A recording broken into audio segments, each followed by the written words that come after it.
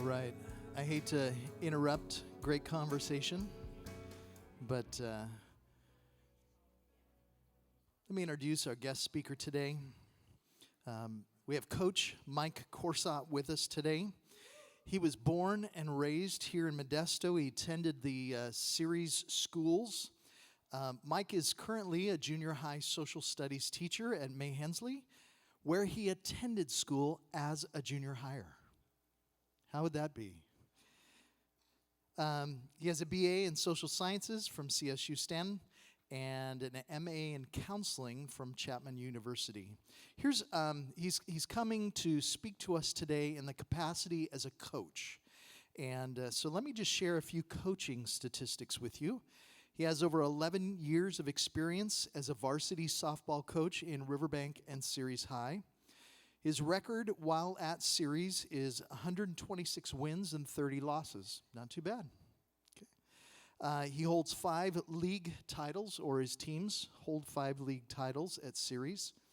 Over the years, he's been named Coach of the Year in the Trans-Valley League, the Central California Conference, the Modesto Metro Conference, and the Western Athletic Conference, Central California Conference. And there's dates to all those. He can tell you that later. And in 2001, he was named by the Modesto Bee as Coach of the Year. In 2001, he coached his travel team to the NSA National Championship. Pretty impressive. He has approximately 12 to 15 girls that he has coached over the years who have gone on to play at the college softball level also. He loves developing players. He loves it.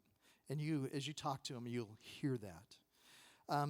Probably more important, though, he's been married to Teresa for 26 years, and he has 5 kids, Tessa, Luke, Josh, and Jacqueline, and Benjamin. And I'll let him introduce them to you. But what I wanted to do was just give you a little taste this morning of Coach Mike's world. So watch this video.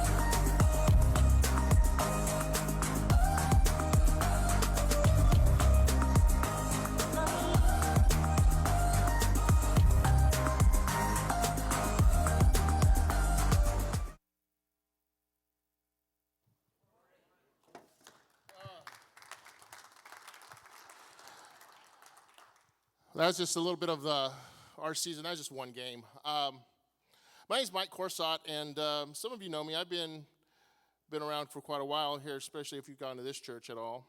But I'm here this morning to talk a little bit about what it means to get a group of girls to come together. Instead of just thinking about, hey, me as an individual, let's come together as a team, and let's work this. Let's work to become great. But first, I need to talk a little bit about me. And well, this is my family. It's my wife, Teresa, Luke, Tessa, Jacqueline, Joshua, and Ben. Been married 26 years. Absolutely love my wife. Met her here when this was First Baptist Church 26 years ago. And she was in the singles ministry. I was in the college ministry. And this is where we met each other. And I absolutely love my wife. She's actually in Visalia today with her best friend, getting ready to celebrate her best friend's daughter's wedding. And plus, my son Luke's getting married on October 12th, so that's right around the corner. It's funny that Mike mentioned all the Ceres wins, but he didn't talk about my 5 years at Riverbank, where we started out as 4-22, 1-26, 6-20. Those sometimes as a coach, you remember the losses more than you remember the wins. And there were times when, as a coach, I'm going, okay, what do we have to do to get better? Especially early on when I first got into coaching, because I was supposed to be a baseball coach. And when I was doing my student teaching at Riverbank High School, I was helping out with a guy named Jim Davis. I had learned a lot of coaching from guys like Paul Cornwell at Bayer High School, Dale Mead, when they were coaching at Bayer. I would coach some baseball there. So I was a baseball guy. My principal comes to me my first year teaching at Riverbank High School and goes, "Heard you're coaching girls softball."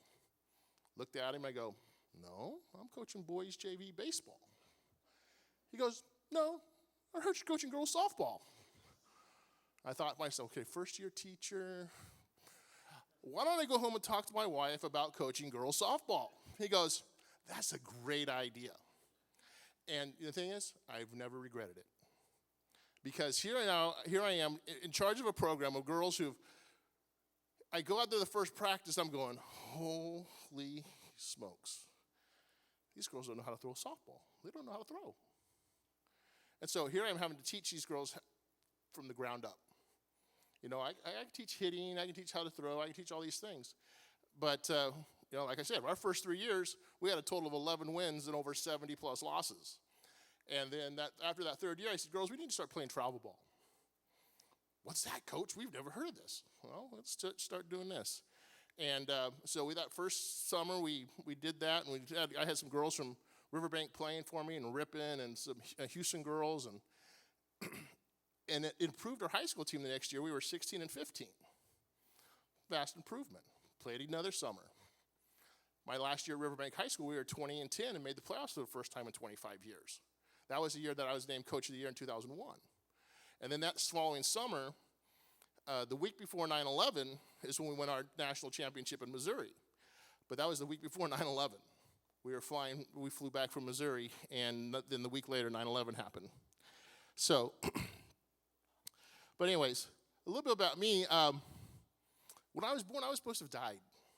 I was born 4 pounds, 6 ounces. My mother was told, "Hey, make funeral arrangements for your son. He's not going to survive." I had the same disease that the Kennedy baby at that time had. I have no idea, something with the lungs, something respiratory, whatever. But Dr. Lauderette and Ceres saved me. And here I am. I'm a little bit more than 4 pounds, 6 ounces, but we can go from there. But anyways, I've loved doing I love doing what I do. When I was 14 years old, I became a Christian. And now everything goes through that lens for me now. That's part of who I am, and that's part of my makeup. But it's about building relationships. When I'm in coaching, it's about building relationships with kids, with girls, with parents, with whoever it is. It's about building relationships and being able to take a team where girls are, because there's a lot of times if you've ever coached a sport, people are more about, what about me? What is in it for me? Same thing in business. Sometimes people are like, what is it in it for me? How can I go up the rungs of the ladder? How can I get better? But here we are taking a group of 13, 14 girls and saying, listen, we've got to put the me to the side, and we've got to become better as a team. And going from being more concerned about the we instead of the me, and coaching individuals to work as a team.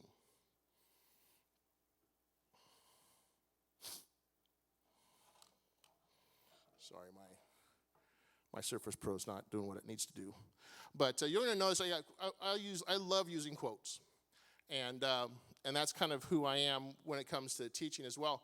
And my teaching philosophy, my coaching, people don't care what you know until they know that you care. You'll see that on my classroom wall when you come in my classroom first 2 weeks of school. Because no matter what, whether it's business, whether it's life, whatever, people don't care what you know until they know that you actually care about them. And teachers in my district and other coaches would come and say, why do kids work for you, Mike? Hey, well, do you know what's going on in their life? Do you know what's going on in their relationships? Have you showed them that you care? Do you know their names? I mean, I've had students say, Mr. Corset, you're the first teacher to say hi to me on campus outside of the classroom because you actually know my name. And kids will respond to that. And so will players.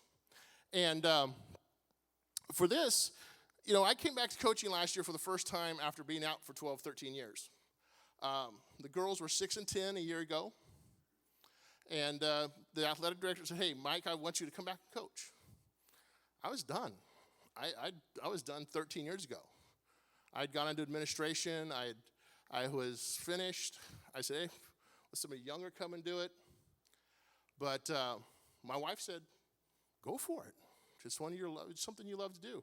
And so I jumped back in there and was able to do this. And good teams become great ones when the members trust each other enough to surrender the me for the we. And it was interesting because, there we go. Oops.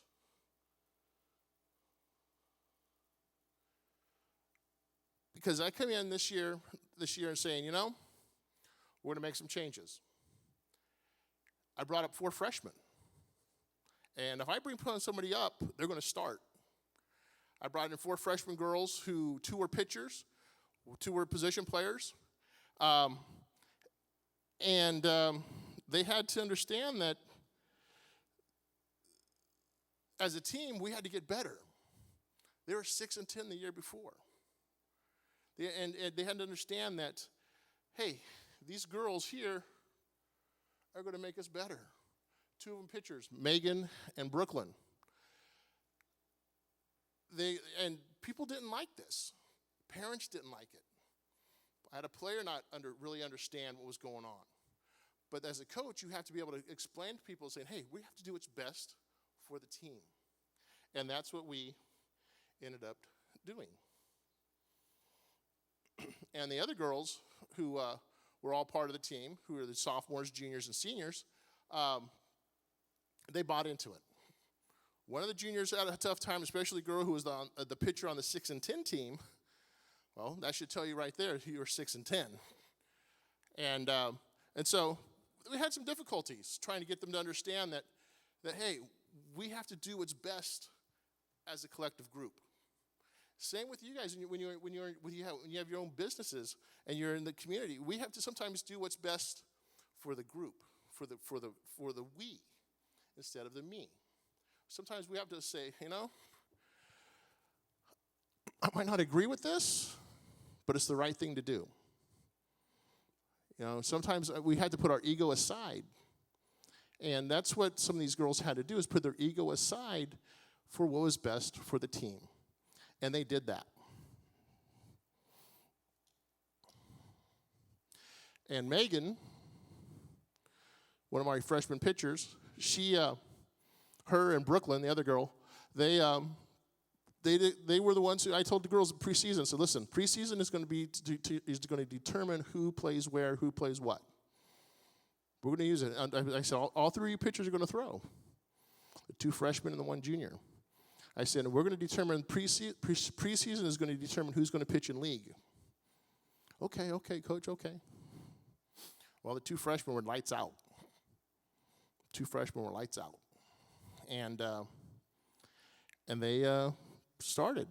And so what ends up happening is that these girls start to buy in. They start to buy in. We go 19-6. We go 13-1 in league. We're league champions. We have 6 girls make all league. But it was because the girls bought in. Even the junior, who was, she was kind of upset that, especially her parents and her family were upset that she didn't get to pitch. But the thing is, with pitching, I mean, I don't know how you guys probably have a lot of baseball fans out here, but that straight fastball, if it doesn't have any movement on it, gets hit hard no matter how hard you throw it. Same thing with softball. Those hard, it doesn't matter how hard you throw. If it's straight, it's going to land 250 feet on the other side of the fence. And that's what we had to have these girls to understand. But the same thing in business. Same thing with you guys. You're going to have people around you who want to be straight shooters, who are going to come right at you. But you want to develop people around you who are going to say, hey, we need to do what's best for we instead of just me. And that's what I love about Catalyst. Is Catalyst, you're gonna have people who have all kinds of different beliefs and ideas. And you're gonna have some people who are gonna say, hey, we need to go this way. Well, people are gonna say, wait, but maybe we can reach more people if we go like this, veer off this way. It's just not about yourself. It's about what we can do as a collective group. And one thing that the girls really did buy into was the concept of hold the rope. So I'm going to read something to you, and I want you to just listen to this. They came together as a team. So hold the rope. Every year a professional team wins a championship. Every year a college team wins an NCAA title. Every year a high school team wins a state crown. All these things have one thing in common. No matter how tough it became throughout their season, they did one thing. They held the rope. So you ask yourself, what is holding the rope? Well, imagine that you are hanging from the edge of a cliff with a drop of 1,000 feet. The only thing between you and the fall to your death is a rope with a person of your choice on the other end. Who do you know that has the guts to pull you to safety? Who will hold the rope? Who do you know that is going to let that rope burn their hands and not let go? How many people do you know that are going to withstand the burning pain and watch the blood drip from their hands for you? If you can name 2 people, that's not good enough because those 2 might not be around. The next time your team is together, look around. Ask yourself, who could I trust to hold the rope? Who is going to let their hands bleed for me? When you look at every member on your team or coaches and say to yourself that they would all hold the rope, you are destined to win a lot of games. You see, the team that holds the rope when the going gets tough are winners. When you're down by 7 points at the end of a game or down by 5 runs, don't give up. Yell at your teammates, hold the rope. Let it burn. Don't give up. Every year there are winners and losers in sports. Every year the winners hold the rope. You don't have to be the best team on the field to win the game. If you play with poise and do what your coach asks you, and most of all hold the rope, you'll be successful. No matter what sport you play, in order to win, you have to make a commitment to your team. If you're supposed to run 3 times a week, do it. If you're to lift 3 times a week, do it. If you take extra ground balls, throw extra batting practice, do it. Once you start letting up at practice, you start missing your workouts, you've killed your team because you didn't hold the rope. Don't let your team down. You've got to hold the rope. You must do everything possible, both on and off the field or in business, to make sure that your teammates know that you can count on them to hold the rope. So can you count on your employees to hold the rope for you? Will you hold the rope for them? I'm a big guy, so you're going to have to do an awful lot of people to hold the rope for me. But I'm willing to do that for my teammates, for my girls, for my class, for my kids in my classroom, for the people who I work with. I'll hold the rope until my hands bleed. I won't let go. And for each and every one of us, it's going to look a little different. It's going to look a little different where we are in life and what we do in life. And for me, as a coach, I'm going to do what's best for my teammates, for my girls. When I coach football, it was for my boys, whatever that looks like. You know, I've had opportunities to coach all kinds of kids. You know, like Mike said earlier, I've had the opportunity to coach girls who are now playing college ball. I don't know if how many of you guys know who Sis Bates is. She's the shortstop for the University of Washington. She's probably the best shortstop in the nation. I had her as an 8th grader in Mahinsley. She goes, Coach, she goes, I'm going to play at the University of Washington. She was in 8th grade when she told me this. I go, Sis, I don't doubt that. And here she is going into her junior year next year as one of the best players in the nation. Another girl, Melina O'Neill, catcher for Georgia, was in that same classroom.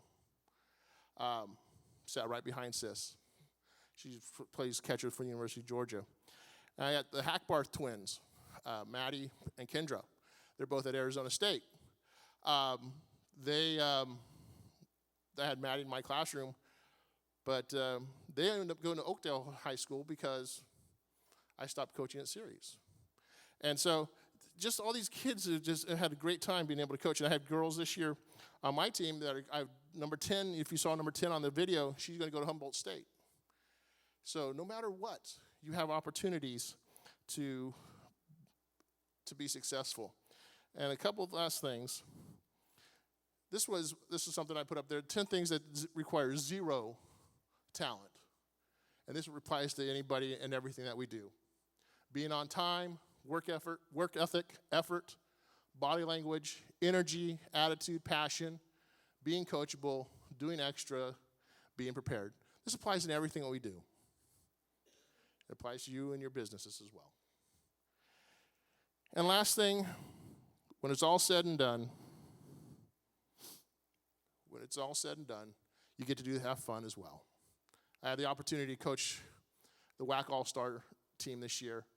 There's girls from Davis High School on that team, Ceres, Pacheco, Las Banas, Bayer. Had a great time. Did that in June. Just having an awesome time. So I want to thank you for your time this morning. It's not easy coaching, but it's not easy doing what you do either. But get people around you who's going to do what's best for the group and best for you. And thank you again. Thank you for your time this morning.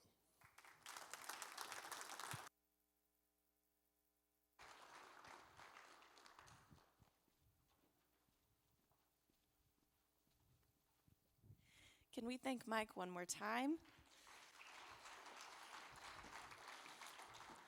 It's always kind of helpful to think about how we can take the focus off of ourselves and focus more on the collective that we're a part of. So around your tables, just to kind of take a little time and reflect a little bit on what we learned or how we can apply what we talked about this morning. If you can go ahead and, there's going to be a couple questions on the screen. I think they're coming. There they go. Are you a me or a we player? What have you had to give up for the betterment of your organization? And what strengths do you see in others around you that make your organization better? If you can take some time, make sure everybody gets a chance to talk, and go ahead and enjoy that discussion. Global Leadership Summit, that's next Thursday, Friday. We'll be meeting in the Center Plaza. Right now, as of about 6:30 this morning, there were 291 of us signed up. So we have room for about 75 more in the Center Plaza. So don't come by yourself. Make sure you bring somebody with you. Also, there'll be a slide up here in a minute, but there's a discount rate for students, people in education, those kind of things. So hope you'll be a part with us on that next Thursday and Friday. Appreciate Mike going alongside us. I've been talking to quite a few people about leadership in this generation. And even as we set up here this morning around tables, to develop leadership in this generation is about being a guide alongside rather than a sage on the stage. Coming alongside people, learning how to ask questions, and asking questions is an art form. And being able to draw out asking them questions. So being a guide alongside. So when you think about the inner people that you're interacting with, maybe younger than you or people that you're interacting with, are you a guide alongside or a sage on the stage? And I would say that being a sage on the stage pretty much is a dying, it's effective every once in a while, but for the most part, coming alongside people, encouraging them, moving them from me to we. The quote this morning on the slide is from the book from Seth Davis, Getting to Know Us. A team begins as a collection of me, hims, hers, yous. It is the job of the coach to figure out a way to get to us.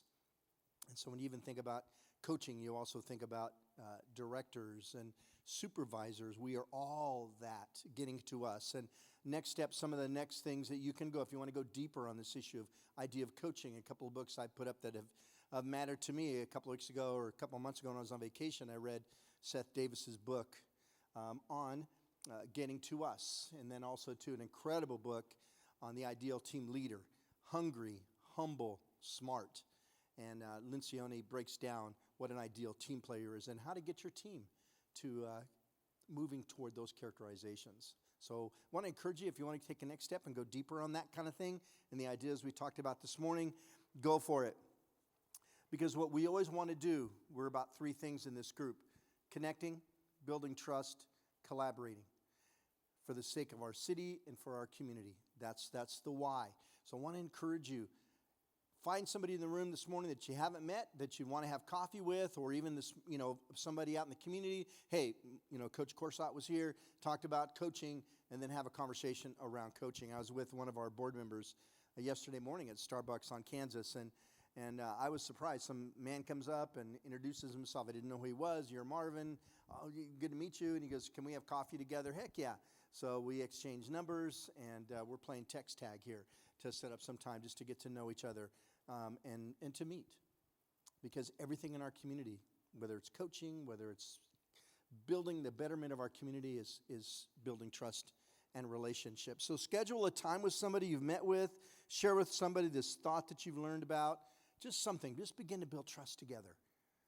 You'd be amazed at how somebody's strengths begin to shore up my weaknesses and back and forth. So I want to shift gears before I finish up this morning. In the paper and other community, there, of course, right now, and I'm not sure if it's how big of a deal it is or it's not, but I want to just, I'm going to talk off the cuff here regarding the Straight Pride event that's being scheduled, and there's buzz all around that. I want to encourage you. Sometimes I think about what is our purpose here, and how is our role? What are we supposed to do as a Christian, Christian community, Christian group? But forget that. More than just as a community, as we're figuring out how to grow together and exist and thrive within our differences. So for us, I want to encourage you on a couple things. I don't want to spend too much of a big deal on it. Just go on the website and look at the sponsoring group. That'll give you some idea of what the motives and intents are behind some of those conversations, as well as maybe some of the people in as you see prominent names in the article that maybe you're a part of it. Go ahead and go to their Facebook and begin to see, just look at what's behind all that, and you begin to see, all right, these are purposes and intents. And then you begin to see, whether you're on this side of the fence or that side of the fence, or wherever you are on it, you begin to see, because all of us are leaders in this room, and so you're going to influence others, and then you get to decide how you want to respond. Our response is going to be this. Now, those who know me, I'm a half-baked kind of idea guy. So I will stand up I will say, hey, this is what we're going to do. I haven't figured it out yet, but here's what we're going to do. I know some of you who work closely with me know me. I just drive you crazy because I can't give you where it's going to end, but how we're going to do it, so I need you, please. So here's our half-baked idea. Some of our board members don't even know this. So here's what we're going to do. We do want to begin to get more intentional around creating spaces at our dinner tables, in our homes, and gathering people who see things differently, the other. And so what we're going to ask you to do is, if you would be willing to have dinner with some of us, maybe at my house, or Alberta and John, get Abby the dog and get all that ready. But to create a format where we can have some deeper conversations around some differences and some others. So Jose Sabala loves eating out, but forget it. He's on our board, but we're going to have him come to his house and set up tables in his garage like we do with carne asada, that kind of thing. But begin having conversations. So in the fall, we don't know what the details are. Please, so if you're one of those, you have to wait for the details, you can do that. That's okay. But here's Marvin doing his half-baked idea thing. We want to get more intentional about creating spaces where we can have those conversations.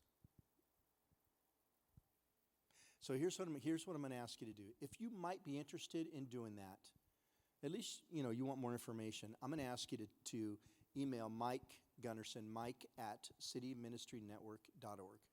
mike@cityministrynetwork.org.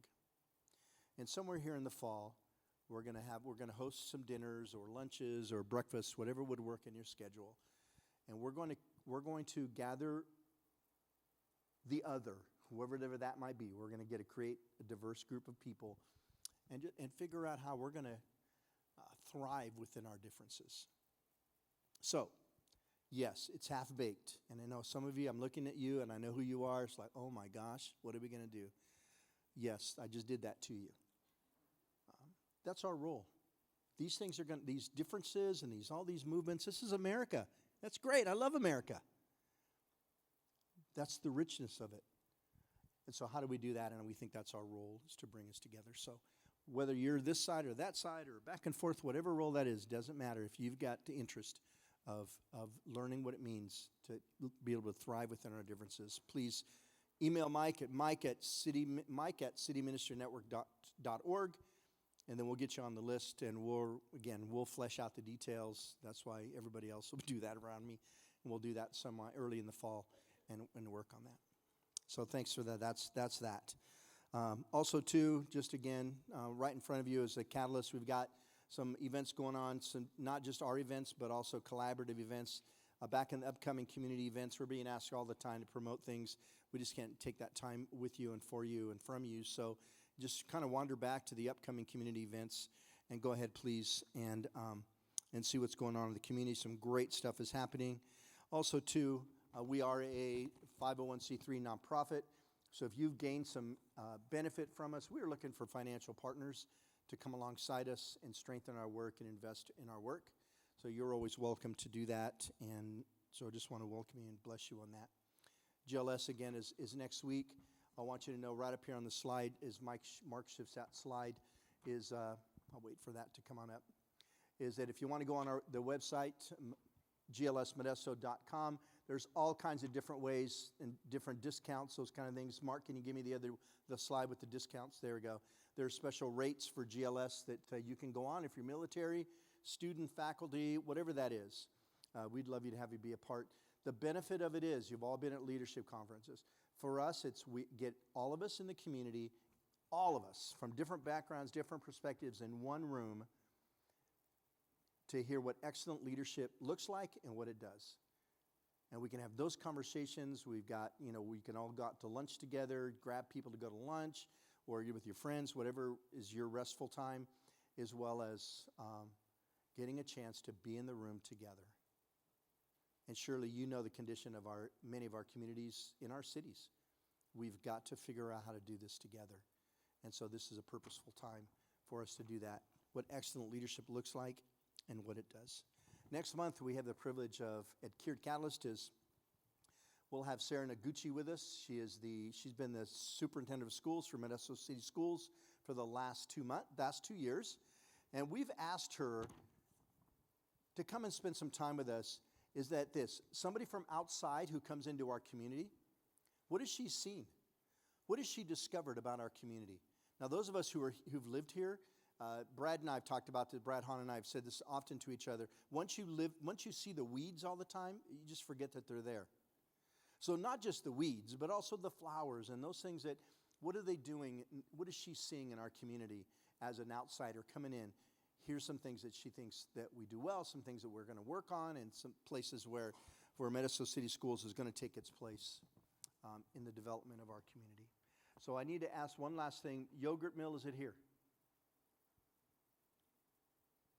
The Yogurt Mill was going to give you free yogurt to take to work this morning, but I don't see it. So So sorry. If you want to hang around, maybe they'll show up and we'll do it. So, all right. So, next steps: connect, build trust, collaborate for the sake of our communities. You're amazing people, and I'm hoping you're having a great summer. And bless you. Have a good day.